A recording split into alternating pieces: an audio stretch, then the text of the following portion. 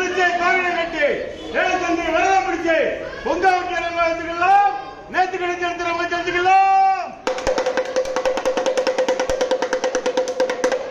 பராசக்தி மாரியம்மன் கோவில் பொங்கல் கொடியேறதுனால தூத்த தொழிற்சை தோரணை கட்டி ஏழு தந்தி விரதம் பிடிச்சு பொங்காவுக்கு இறங்க வச்சுக்கலாம். நேற்று கிடைச்ச எடுத்து தெரிஞ்சுக்கலாம். பராசக்தி மாரியம்மன் கோவில் பொங்கல் கொடியேறதுனால தூத்த தொழிற்சை தோரணை கட்டி ஏழு தந்தி விரதம் பிடிச்சு பொங்கல் வச்சுக்கலாம். நேற்று கிடைச்ச செலுத்திக்கலாம்.